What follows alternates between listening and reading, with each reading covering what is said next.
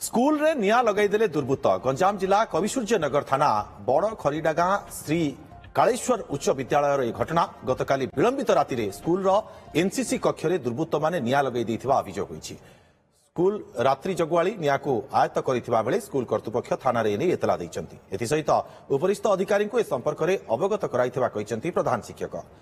पूर्वरु मध्य school रे भंगारुजा करने सहित 5टी कंप्यूटर चोरी करिथिबा अभियोग होइतिला। लगातार भावे दुर्बृत्तक टार्गेट रे स्कूल थिबा बेले शिक्षक और छात्र छात्री भयभीत अछन्ति।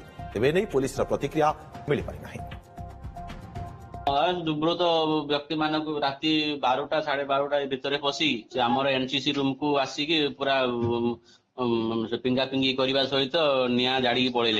एनसीसी रूम ऑफिस रूम था पूर्व दिन सार पशि जाइतिले 5टा कंप्यूटर नहीं जाइछन्ति 5टा कंप्यूटर नहीं जाइछन्ति पुणी आज राति गत राति रे से वेंटिलेटर साइड जाइकी सबू से जिनस गुड़िक से ड्रेस पत्र थिला एनसीसी तांकर से रणपा से काठ गुड़िक थिला से गिफ्ट प्राइज ये सब गुड़ी थिला से पिंगा पिंगी करदेले से भितर निया लगई राड़ी पड़ैछन्ति। आ थाना रे हम अभियोग करथिलो एसपी को जणैछु कटक को आमे से डीएससी को आमे जणैछु डीओ को भी हम जणैछु आ हमर कलेक्टर भी हमर मेल सर करिछु ता बाद आमे ये पोस्टल भी करछु सर।